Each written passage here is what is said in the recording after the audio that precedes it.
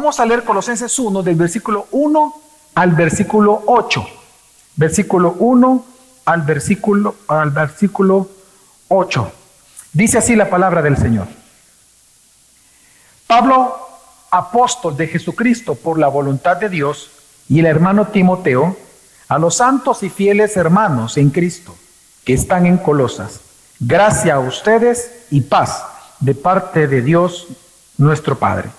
Damos gracias a Dios, el Padre de nuestro Señor Jesucristo, orando siempre por ustedes, pues hemos oído de su fe en Cristo Jesús y del amor que tienen por todos los santos, a causa de la esperanza reservada para ustedes en los cielos.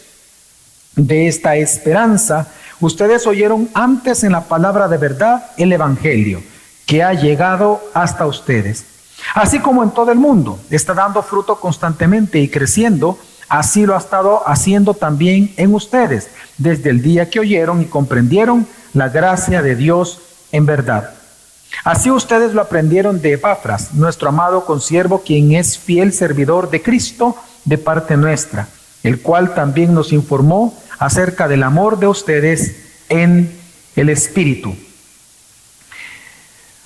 Un vicio o pecado que el ser humano posee y que le impide realmente ser feliz en cualquier relación que tenga es enfocarse en lo que piensa que le hace falta y no valorar lo que tiene. De hecho, hay un dicho popular, ¿verdad? No te enfoques en lo que no tienes, sino valora lo que tienes. Y es que hay mucha verdad.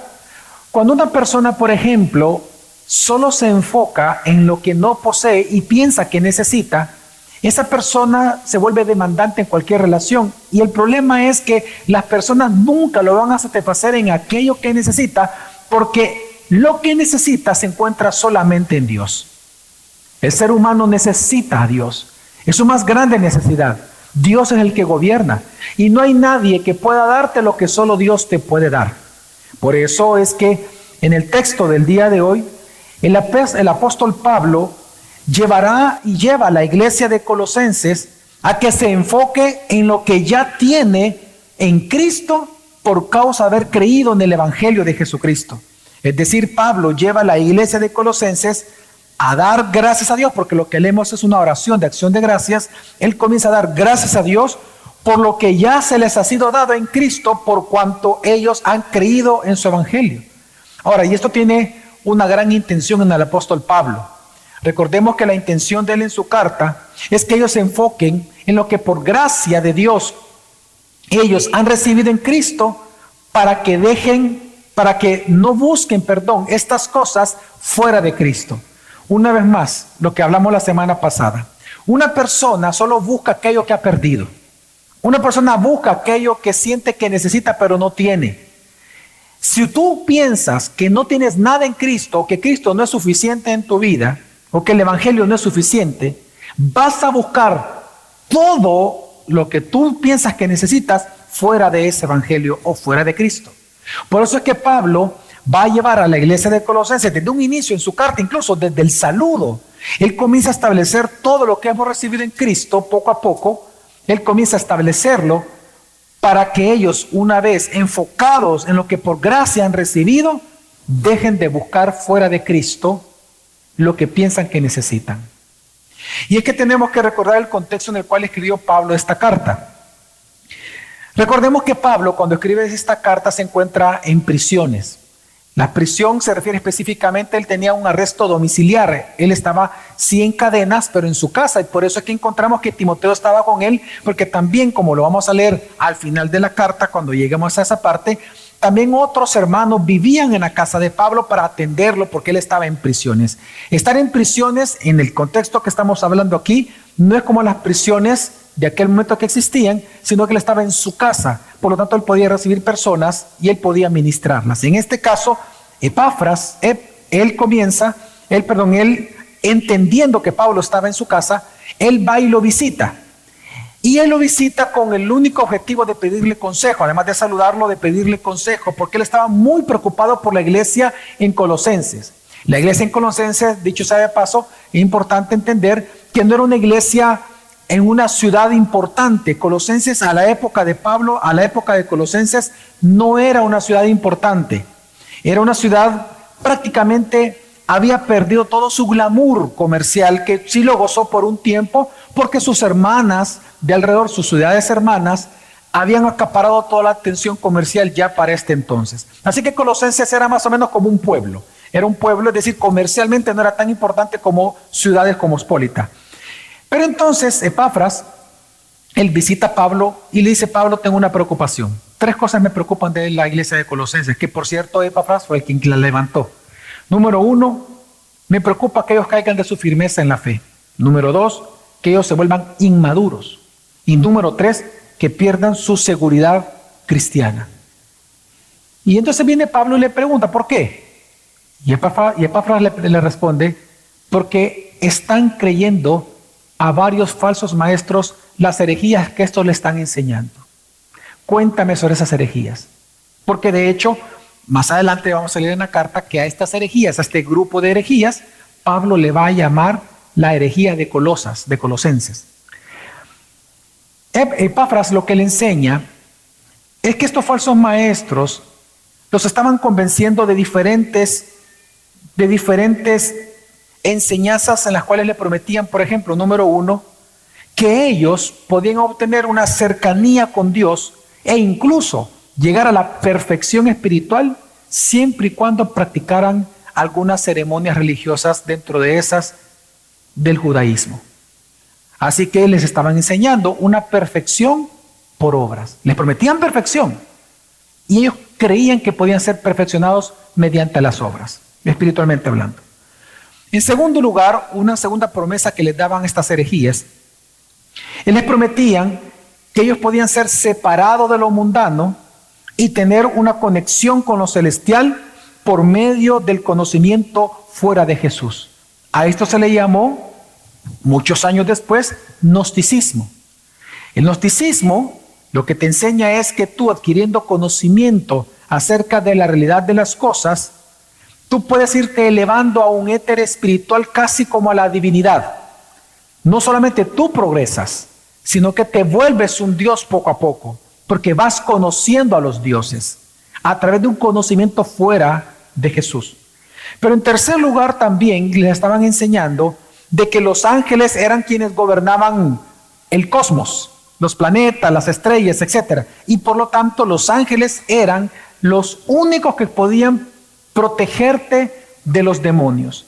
Y por último, ellos eran enseñados y estaban creyendo que ellos podían tener victoria sobre el pecado por medio de practicar el ascetismo. Es decir, entre más se abstuvieran de comer ciertas comidas, de hacer ciertas cosas, de vestir ciertas cosas, etc., entonces significa que ellos estaban venciendo el pecado en su vida.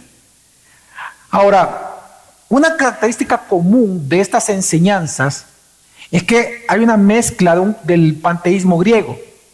En el panteísmo griego se creía, en la filosofía griega, de que los dioses eran lo bueno, era un dualismo, y lo malo era todo lo que no fuera un dios. Es decir, la creación misma era algo malo. Por eso para ellos, porque el cuerpo humano es malo, era inconcebible que un dios se encarnara. Porque decían, ¿cómo es posible que un dios en su perfección va a tomar la forma de un cuerpo humano que es malo en sí mismo? Entonces ellos rechazaban la encarnación. Entonces la manera en que ellos decían que si había alguna relación entre los dioses y la creación, era que los dioses daban emanaciones, de ellos salían algunas cosas, espíritus, que los cuales venían a la tierra. Dentro de esas emanaciones era Jesucristo. Ellos enseñaban, en estas que estamos hablando, que Jesús solo era una emanación de Dios. Y por lo tanto, fíjense cuál es lo importante de todo esto. A ellos se les enseñaba de que Dios era meramente un espectador, que hasta el día de hoy así se considera el panteísmo griego.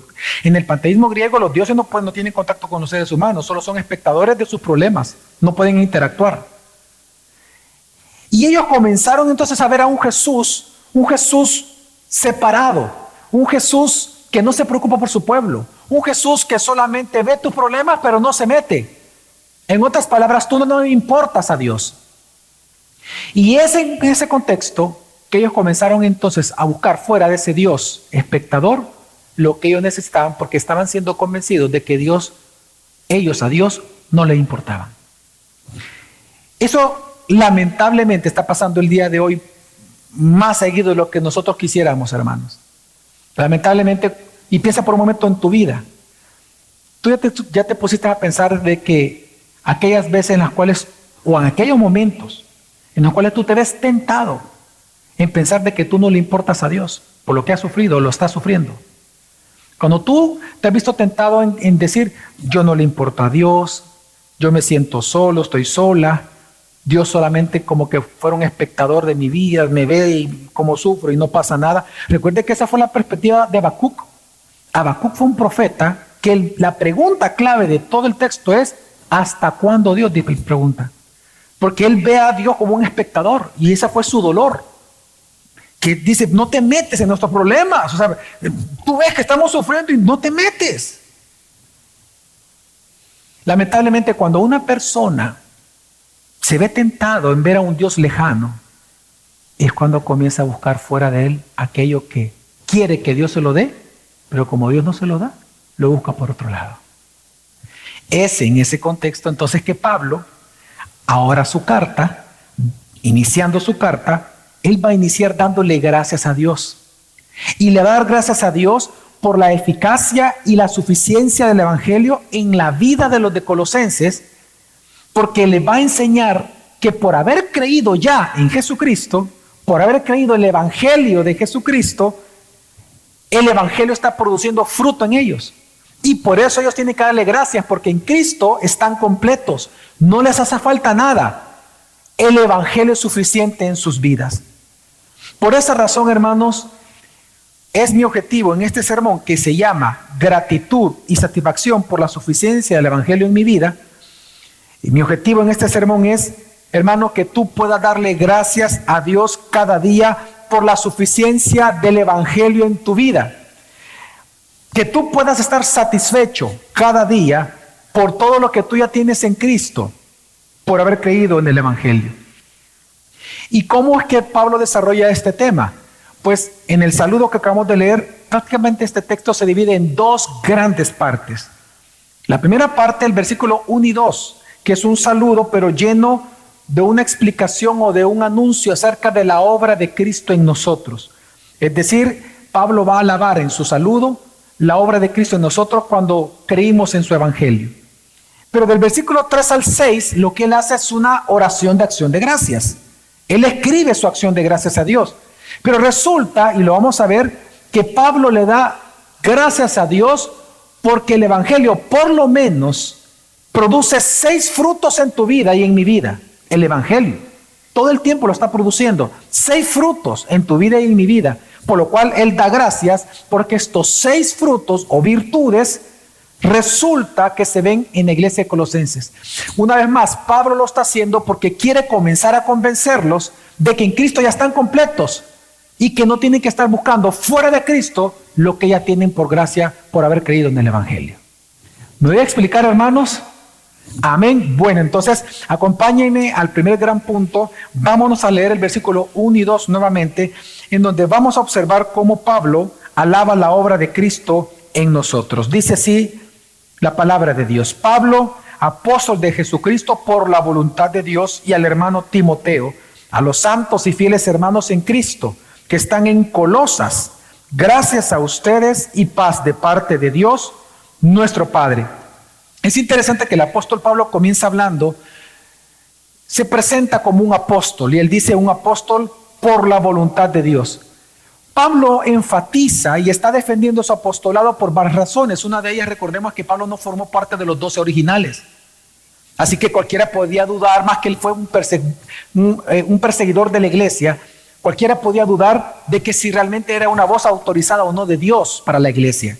Pues en este caso, cuando él pone apóstol de Jesucristo por la voluntad de Dios, Pablo está defendiendo su llamamiento y está estableciendo la autoridad de que lo que él va a escribir es palabra de Dios. que la carta que él está escribiendo, la está escribiendo por inspiración divina.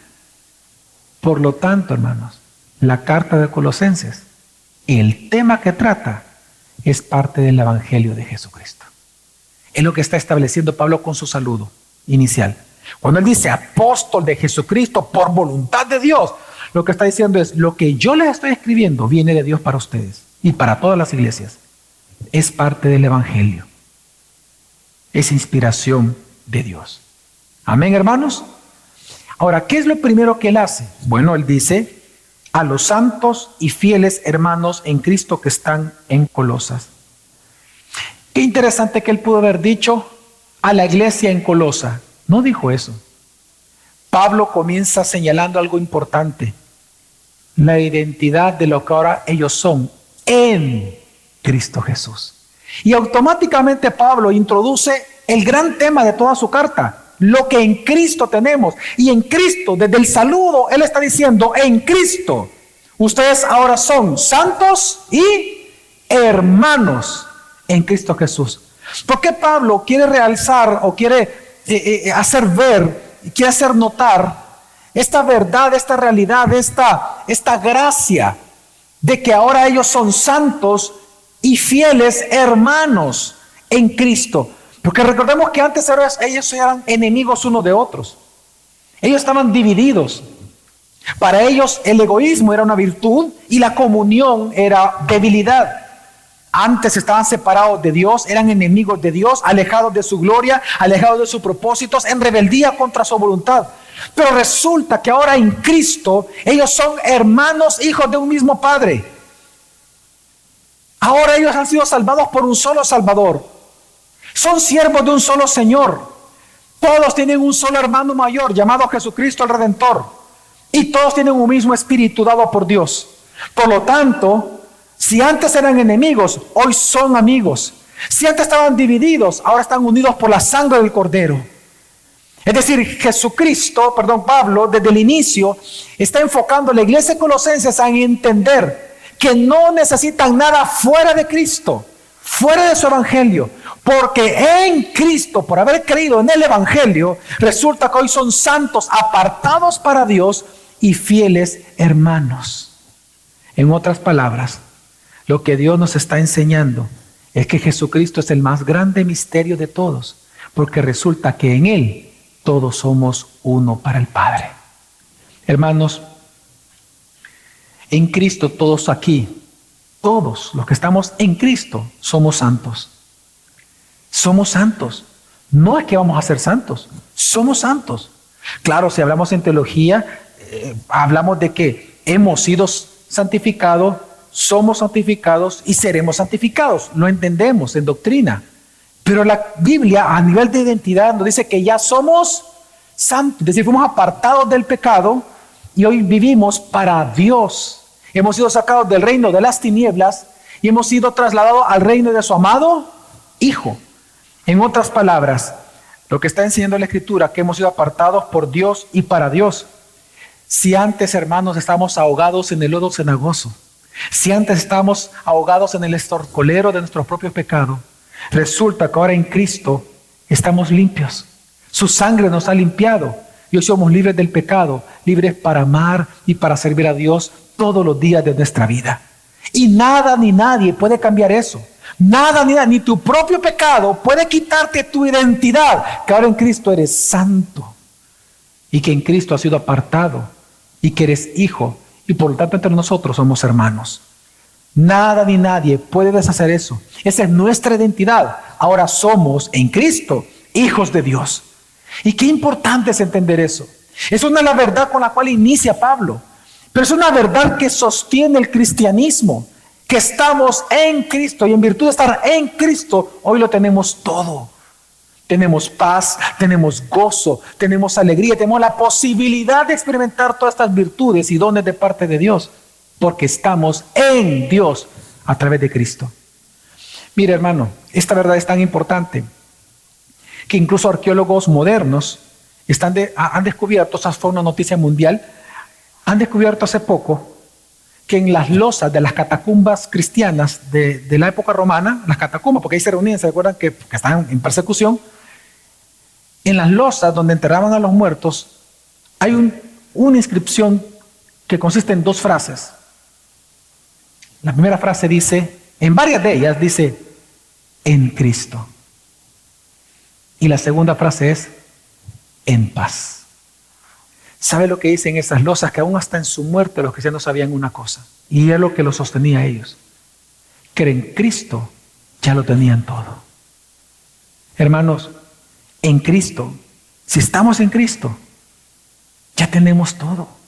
Tenemos paz para con Dios, tenemos gozo, tenemos salvación, una eternidad, una vida eterna, y tenemos una gloria que nos espera. Pablo comienza celebrando eso. Y le dice, él pudo haber dicho a la iglesia, no, a los santos y los fieles hermanos, mis hermanos en Cristo les escribo. Porque recuerde que ellos estaban dudando de su seguridad por las herejías que estaban escuchando. Pero no solamente Pablo les dice eso, sino que sigamos con el saludo. Les dice, gracia a ustedes y paz de parte de Dios nuestro Padre. Cuando él dice gracia y paz, Pablo está mezclando el griego y el hebreo de una manera muy hermosa. Pablo, por ejemplo, en las estructuras de las cartas griegas, normalmente se comenzaba con un saludo. Y la palabra que se ocupaba en griego es harlem. Harlem es el equivalente de lo que hoy sería hola. Es saludo, literal significa saludos.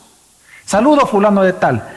Pero Pablo, la palabra harlem, toma la raíz de esta palabra y comienza con la palabra haris, que así comienza todas sus cartas, haris, y la palabra haris es gracia.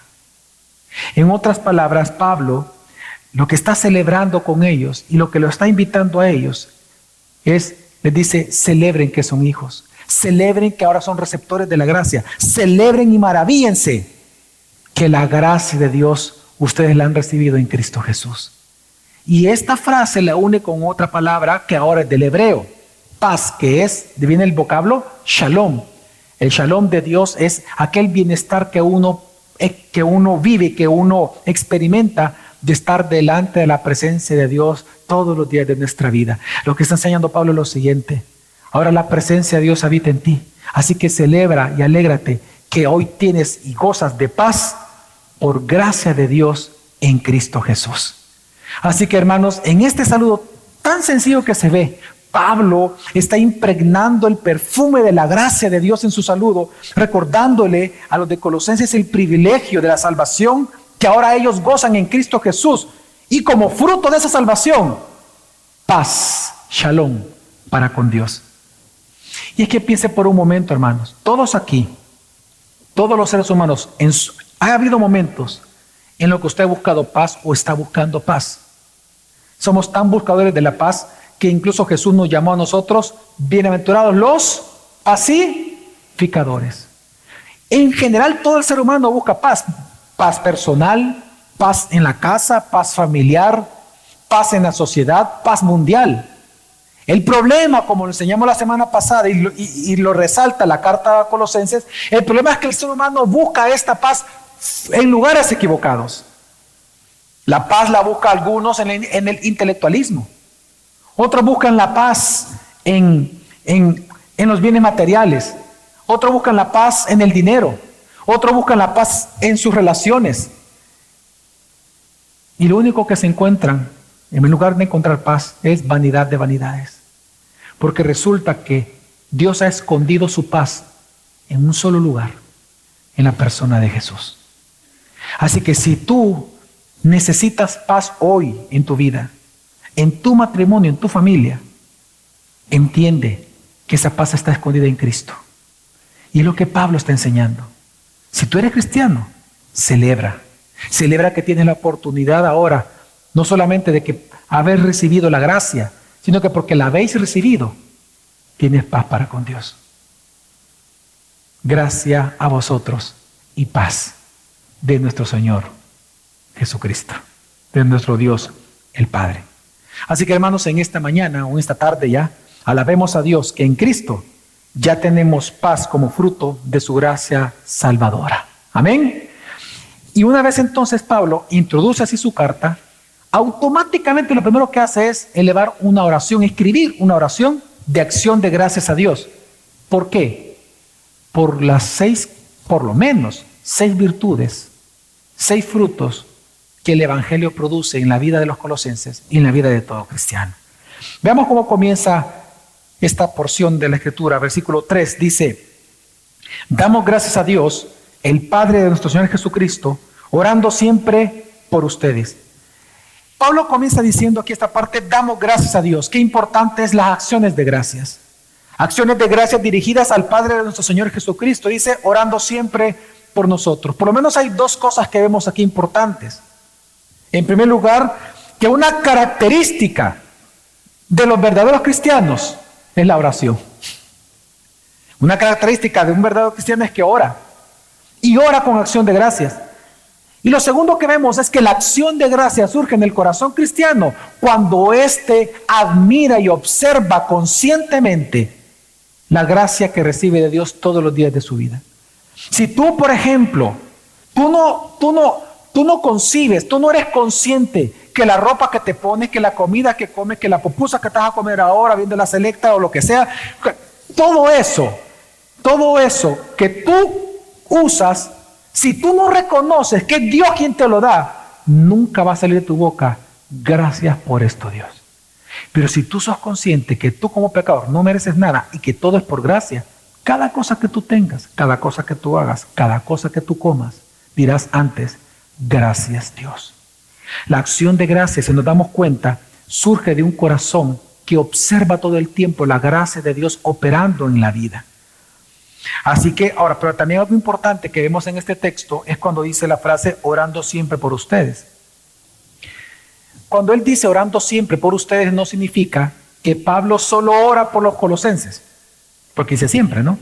Ni tampoco significa que él ora 24 horas sin dormir y sin comer. Es imposible. Él se refiere a una vida y actitud de oración.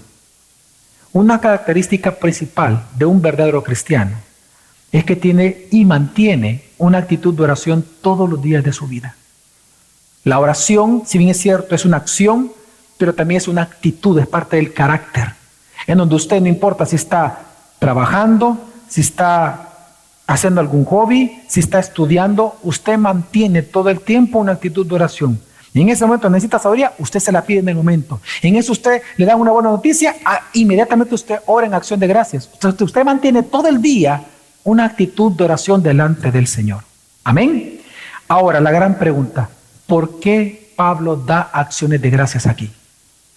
Pues él va mostrando, como vamos a leer, 6 frutos que el Evangelio produce en todos los cristianos. Y el primero de ellos es que el Evangelio produce fe en nosotros, y por eso da gracias a Dios. Él dice que da gracias. Leamos versículo 4. ¿Por qué da gracias? Pues hemos oído, dice, de su fe en Cristo Jesús. Cuando él dice fe, una vez más ocupa la famosa frase que va a ser en todo Colosenses: en Cristo. Fe en Cristo. Esta frase, fe en Cristo, significa 2 cosas, por lo menos en este texto. En primer lugar, Pablo está dando gracias a Dios, en primer lugar, porque al ellos escuchar el Evangelio el día de su conversión, ellos creyeron en Jesús y su obra redentora, porque Dios les dio el don de la fe para creer en Él. Pablo está celebrando y le está dando gracias a Dios porque a ellos se les dio el don de la fe como instrumento para creer en Jesús Salvador. Pero esto es bien importante comprender, hermano. Es importante entenderlo porque lo que está diciendo Pablo es que la fe no salva. Quien salva es Jesucristo. Y es importante entender eso. Nadie jamás en la historia se ha salvado por creer en la fe. Nadie jamás se ha salvado por creer en la sana doctrina. Nadie jamás se ha salvado por creer un credo. Nadie jamás se ha salvado por creer una confesión reformada. La salvación viene exclusivamente por creer en Jesús como el Hijo de Dios, su obra redentora en la cruz y su resurrección. El Salvador es Cristo, no una doctrina, es Jesucristo Dios Salvador. Y Pablo lo que está enseñando es que entonces el valor de tu fe no está en tu fe, sino en el objeto en el cual ha depositado su confianza. El valor que tenga, ese es el valor que le da a tu fe. Si tu fe está puesta en el dinero, vanidad de vanidades vale tu fe. Si tu fe está puesta en personas o en sistemas, vanidad de vanidades es lo que vale tu fe. Pero si tu fe está puesta en Cristo, tu fe es una fe viva. Una fe que te ayuda a acceder a la salvación. Pero en segundo lugar, lo que Pablo también está celebrando y dando gracias a Dios de lo que produce el Evangelio en nosotros, que es fe en Cristo Jesús, se refiere a que cuando tú te mantienes aprendiendo el Evangelio, lo que sucede es que se obra en nosotros la fidelidad y la perseverancia cristiana. Claro, la Biblia dice que la fe viene por el oír. ¿Y el oír el qué? La palabra de Dios. Lo que está enseñando Pablo cuando dice que le da gracias a Dios por la fe en Cristo Jesús, es que lo que a ti te ayuda a perseverar en la vida cristiana es el Evangelio que todo el tiempo está siendo predicado sobre tu vida. Cuando tú mantienes tu fe en ese Cristo predicado, tú perseveras. Recordemos que cuando dice que el justo por la fe vivirá, lo dijo el profeta Habacuc. Estaban siendo asediados, los reyes de Judá habían sido un desastre completo, eran impíos gobernando al pueblo de Dios, y resulta que Dios en castigo envía a los babilonios.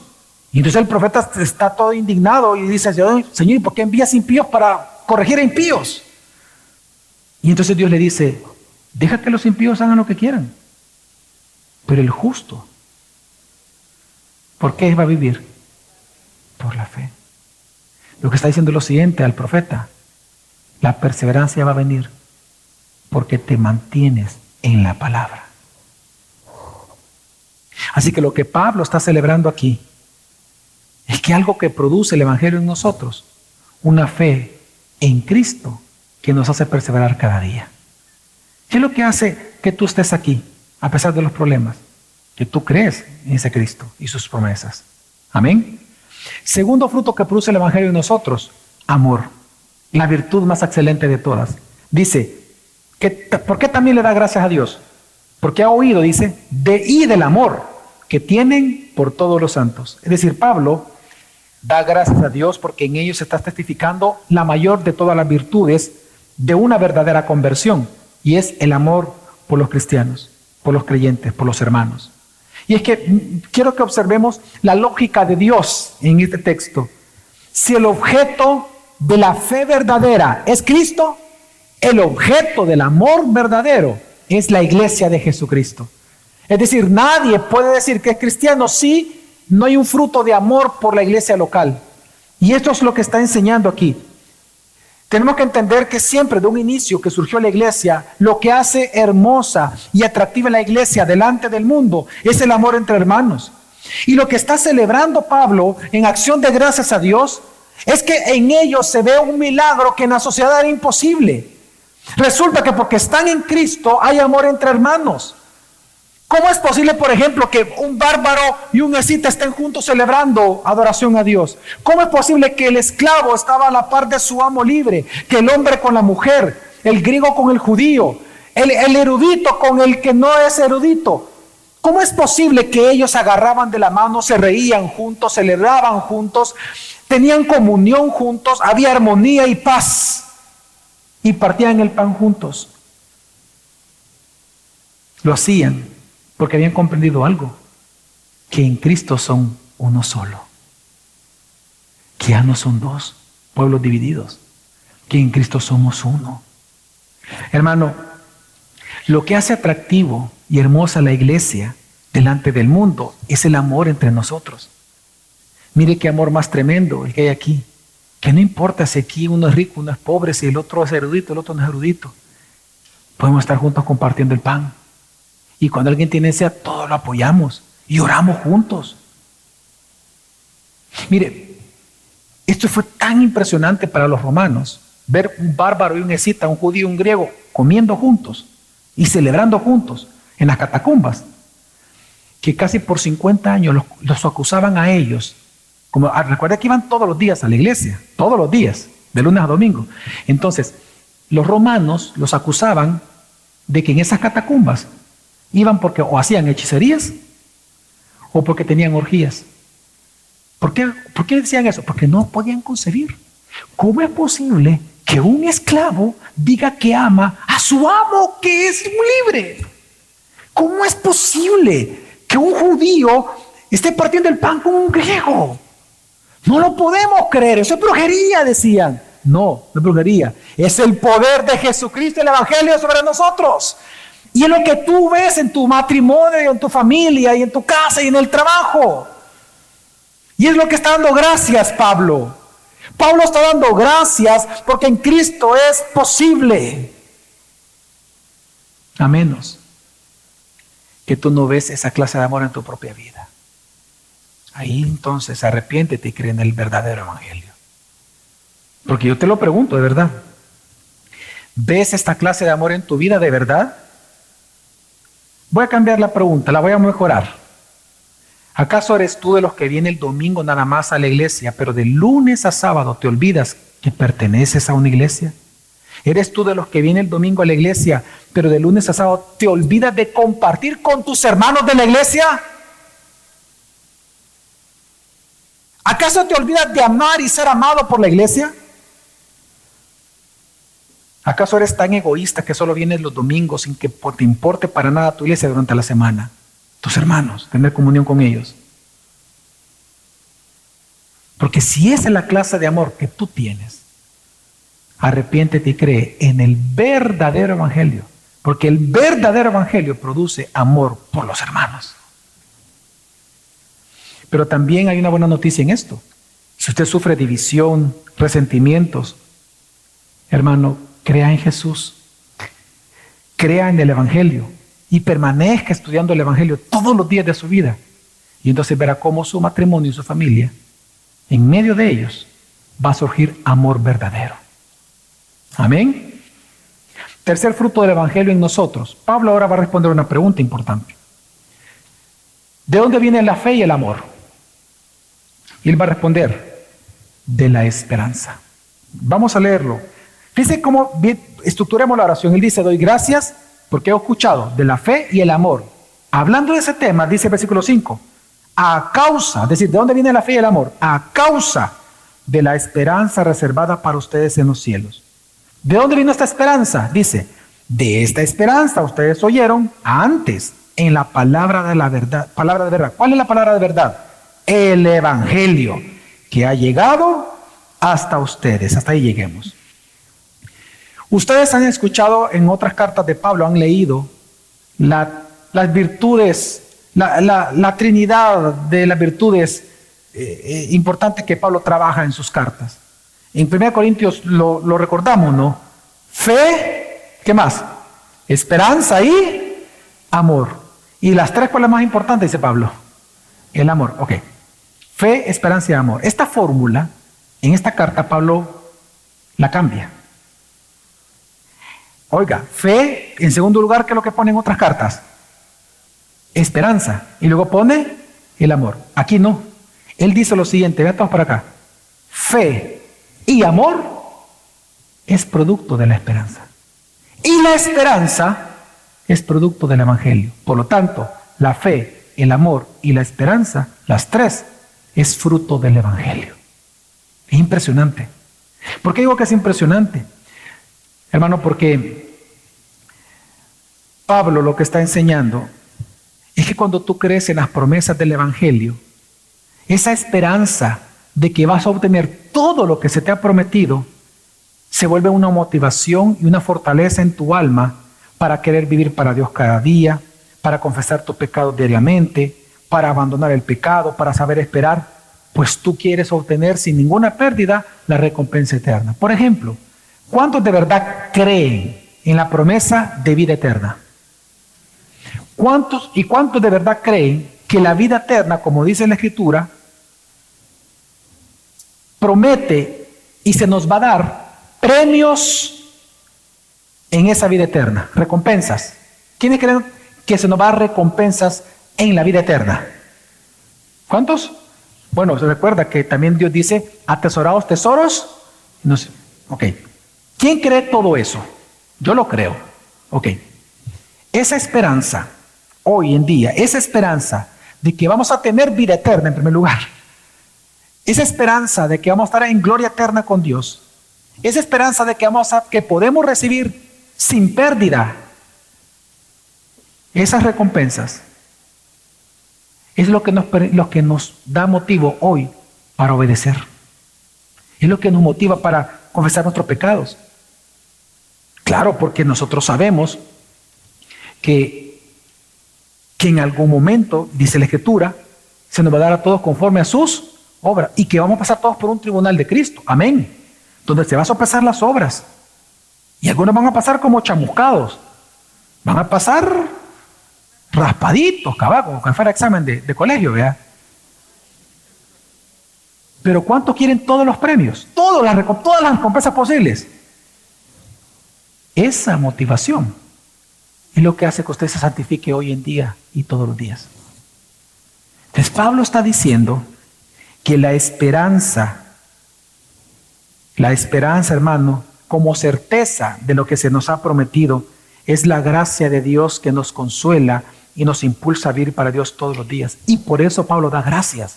Dice, gracias Dios, porque en ellos se evidencia, por testimonio de Epafras, en ellos se evidencia que tu esperanza está en ellos, por lo tanto ellos son cristianos. Y hoy te doy gracias por eso. Porque ese es producto del Evangelio. Y a ellos se los escribe para que se den cuenta, una vez más, para enfocarlo en lo que ya tienen. Y no a que estén buscando lo que supuestamente no tienen en otras partes. Ellos ya tienen fe, amor y esperanza. Ahora, en cuarto lugar, ¿qué también da el Evangelio, produce en nosotros el Evangelio? Pues el Evangelio produce fruto constante o permanentemente en todos nosotros. Ahora Pablo va a hablar acerca de la doctrina de la universalidad del poder del Evangelio de producir fruto constante en todas las personas que lo crean. Versículo 6, parte B, sigamos leyendo, dice: así como en todo el mundo está dando fruto constantemente y creciendo, está hablando del Evangelio, así como lo ha estado haciendo también en ustedes. Si se da cuenta, hermanos, Pablo está comparando al Evangelio como una semilla, que es algo normal en la Biblia, ¿no?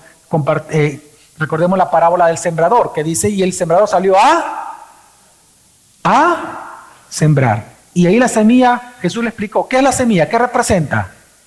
La palabra de Dios, el Evangelio. Entonces, Pablo, ocupando estas figuras agrícolas que tanto a Dios le ocupa ocupar como metáforas en toda la Biblia, él compara el Evangelio como una semilla. Y él dice, cuando alguien cree en el Evangelio, es como que la semilla es sembrada en su corazón. Pero una vez sembrada, crece. Y crece tanto que comienza a producir, ¿qué? Frutos. Así que, si en tu vida no se ven los frutos del Evangelio, es porque no has creído en el verdadero. Es porque no ha creído en el verdadero. Todos aquí tienen fe. Todos. Unos tienen fe en su mamá, otros tienen fe en su papá, fe en el esposo, en la esposa, en los hijos, en los padres, fe en el dinero, fe en las criptomonedas, fe en las inversiones, fe en los sistemas, fe en los contactos, fe en la profesión, fe en la experiencia. Una fe es tan buena como su objeto. Si tu objeto de fe es un ídolo, es todo lo que acabo de mencionar, esa fe está muerta. Si el objeto de tu fe es un falso evangelio, tu fe está muerta. Porque solo la fe en Cristo, en su evangelio, da mucho fruto permanentemente. Y parte de esos frutos es fe, amor y esperanza. Así que, ¿qué está haciendo Pablo en este texto? Pablo está dando gracias por el poder que tiene el Evangelio de producir constantemente en tu vida frutos para Dios. Está dando gracias a Dios por el poder universal que tiene el Evangelio, porque es para todo el que crea que produce estos frutos. No para algunos, porque ese es el pensamiento prenóstico. El prenosticiismo, como el gnosticismo, decía que tú tienes acceso al conocimiento de Dios, pero el conocimiento de Dios era para algunos privilegiados, algunos iluminados. Pues Pablo, en contraste con ese señor, dice, no, es mentira. Ustedes tienen el mejor conocimiento de todos, el más grande de todos y el único verdadero, el Evangelio de Jesucristo. Y después de eso no necesitan nada. A través de este conocimiento, tú conoces a Dios. Así que Pablo está enseñando una gran verdad, hermanos, que el Evangelio de Cristo no solo nos informa, sino que nos transforma para la gloria de Dios. Y nunca olvides eso. El Evangelio no solamente es información, es transformación.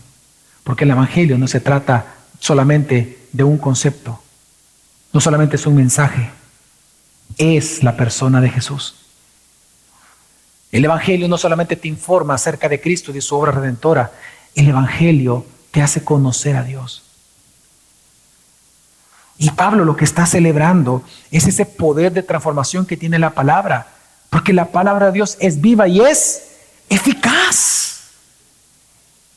Él está hablando de la eficacia y de la suficiencia del Evangelio. Por eso mi pregunta es, ¿qué tipo de frutos tú observas en tu vida? ¿Frutos de Cristo o frutos del mundo?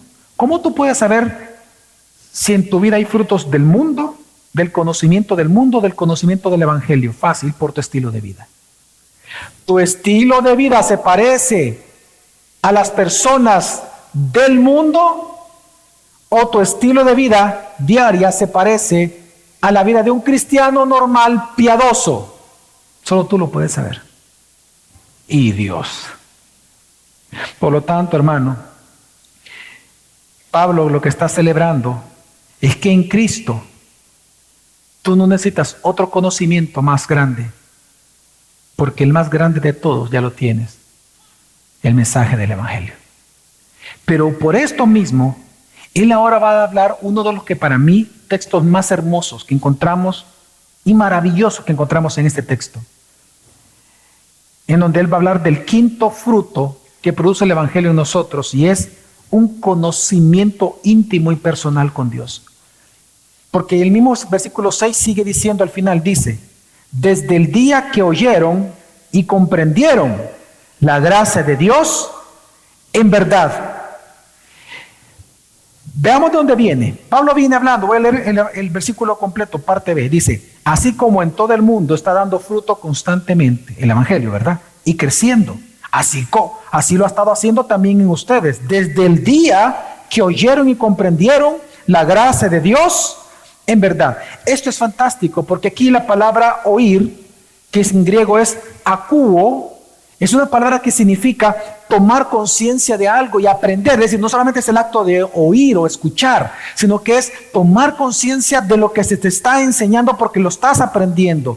Pero aparte de eso, la segunda palabra, comprendieron la gracia de Dios, la palabra comprensión es epignosko, que esa palabra, lo que significa, el sentido es reconocer a alguien, pero de tal manera que tú puedes interactuar con esa persona porque lo estás conociendo. Mira, hermano, lo que Pablo está haciendo aquí es algo maravilloso. Y lo que está haciendo es personificando la gracia y el Evangelio. Él está personificando la gracia y el Evangelio. Él está diciendo que la gracia y el Evangelio que Dios nos ha traído a nosotros a este mundo, lo trajo en forma de una persona. Y esa persona es Jesús. ¿Por qué creen ustedes que nuestra iglesia se llama gracia? ¿Por qué creen ustedes? ¿Quién es la gracia sobre gracia? Cristo. En ese texto de Juan 1, cuando él dice que la gracia sobre gracia vino a nosotros, lo que está explicando es que la gracia de Dios no es una energía etérea. La gracia de Dios vino en forma de una persona, en la persona del Hijo.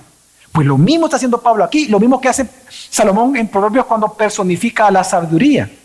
Aquí Pablo está personificando al evangelio y a la gracia y diciendo que no solamente tú puedes conocer acerca de Jesús, sino ahora puedes tener una relación con Cristo Jesús por medio de su evangelio. Así que, hermanos, lo que está enseñando Dios a nosotros hoy es que el evangelio tiene tal poder de hacernos conocer a nosotros, a Dios, en la persona de Jesús.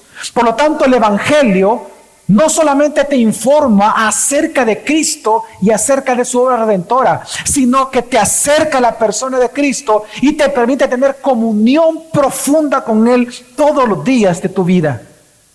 Y no hay conocimiento en el mundo que supere eso. El gnosticismo te puede informar de muchas cosas. Tú puedes aprender muchas cosas en El Salvador, de muchas cosas. Pero ningún conocimiento que no sea Cristo te va a permitir conocer y tener comunión con el verdadero Dios. Solo Cristo, porque en Él se te ha sido dado todas las cosas. Hermano, yo te pido por un momento que observes esta gracia de Dios en tu vida.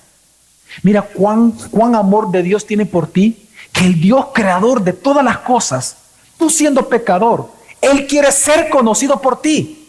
Y no solamente quiere ser conocido por ti, Él te da el instrumento para que lo conozcas. El evangelio de Jesucristo, a Cristo mismo. Entre más tú te sometes al evangelio, el conocimiento del evangelio, y tienes amor por el evangelio, tu comunión con Cristo es mucho más fuerte. No es pasando 10 horas en televisión viendo programas que vas a tener una mejor comunión con Cristo. Hermano, Pablo lo que está haciendo aquí es celebrando que la vida cristiana no es una reforma moral únicamente. Es relación con Dios. Si usted alguna vez se ha preguntado qué es la vida cristiana, es más que una reforma moral. Claro, hay una reforma moral porque nuestra actitud se alinea con la voluntad de Dios. Pero ¿por qué se alinea con la voluntad de Dios nuestras acciones? Moralmente hablando. Porque conocemos al Dios al cual nos adaptamos. Lo conocemos y lo amamos. Así que la vida cristiana no solamente es una reforma moral, la vida cristiana es comunión con Dios al cual conocemos todos los días por medio del evangelio. Si tú no te predicas el evangelio todos los días, si no vienes a la cruz, si no vienes a la Biblia todos los días, vas a desconocer al Dios que te salvó. Y entonces ahí después vas a andar buscando fuera de Él cosas que solo en Cristo se te han sido dadas. Porque te vas a sentir vacío, solo, temeroso, dolido, resentido. Pero en Cristo no. Y por eso es que mi pregunta en este punto es la siguiente. ¿Acaso tú lo haces? Es decir, ¿acaso tú te expones al evangelio todos los días de tu vida de tal manera que tú puedes ver una mejor y más profunda comunión con Dios en tu propia vida? Porque si tú al pasar los meses y los años, tú no has profundizado tu relación con Cristo, tú tienes entonces un problema de evangelio. ¿Qué evangelio tú estás creyendo? ¿Qué evangelio tú estás exponiéndote? ¿En qué tú estás creyendo? Porque lo que está diciendo aquí la Biblia es que la manera en que tú acrecientas tu comunión con Dios es por medio de conocer su evangelio, por medio de Cristo mismo. Es como tú con tu esposa. Es imposible que tú te cases y en el día que te cases tú le dices, bueno, me tengo que ir 5 años fuera a trabajar y tú quédate aquí. ¿Qué comunión van a tener? ¿Se van a poder conocer? No, por más que digan, no, es que nos vamos a hablar, nos vamos a ver por YouTube, nos vamos, perdón, por teléfono todos los días. ¡Mentira! No la vas a conocer a esa persona. Va a ser un completo extraño para ti cuando se vuelvan a ver.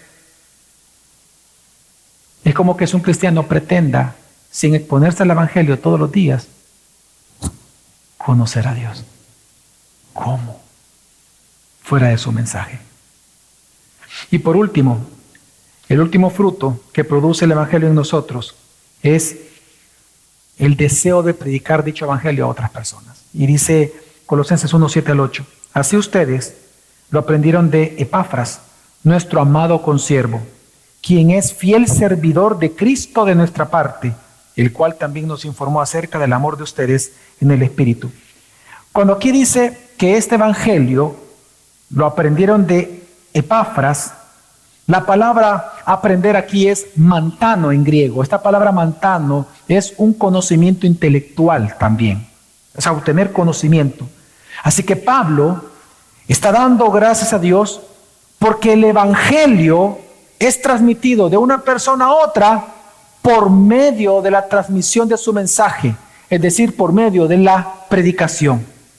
Entonces lo que Pablo está haciendo es dando gracias a Dios por el buen deseo que produce el verdadero evangelio en nosotros, de querer predicar el evangelio a otros. En otras palabras, uno de los frutos que produce el evangelio en nosotros es querer cumplir con la gran comisión.